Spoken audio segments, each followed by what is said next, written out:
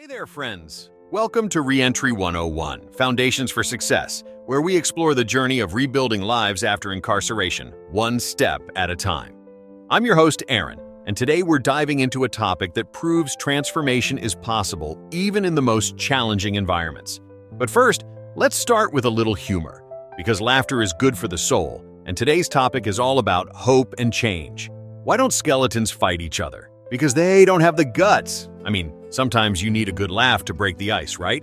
And let's face it, breaking the ice is often the first step toward building trust, whether it's in a family, a workplace, or even within a prison. All right, let's dive in.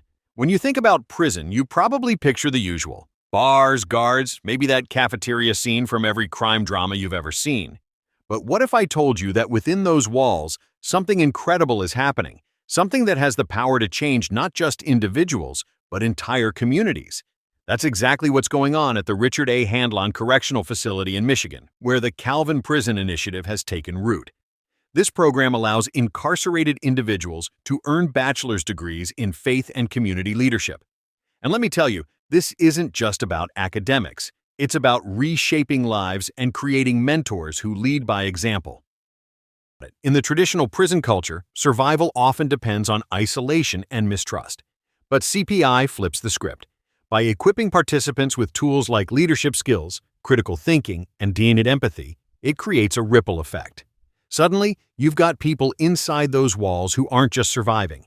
They're thriving, inspiring others, and making prison a safer, more hopeful place for everyone. One graduate of the program described earning his degree as a moment that restored his dignity. He said, "For the first time in years, I felt like I was more than a number. I was someone with purpose, someone my family could be proud of." And here's the kicker. He's now mentoring other incarcerated individuals, helping them prepare for their futures outside those walls.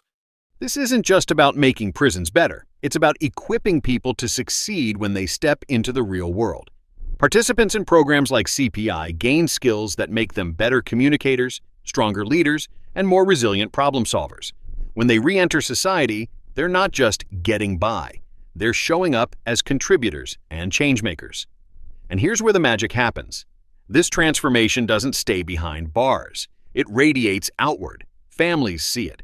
Employers see it. Communities see it.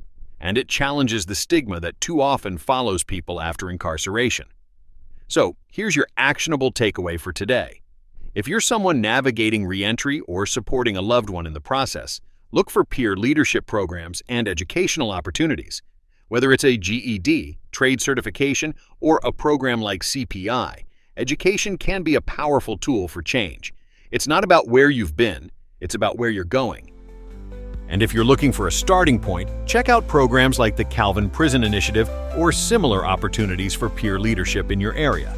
We'll share links and resources in the show notes. All right, that's it for today's episode of Reentry 101, Foundations for Success. If you found this conversation inspiring, make sure to subscribe, leave a review, and share it with someone who needs to hear it. Your support helps us keep the message alive. As always, remember this: no matter where you've been, you have the power to choose where you're going. Transformation is possible, one step, one choice, one connection at a time. Thanks for tuning in, and I'll catch you next time on Reentry 101, Foundations for Success.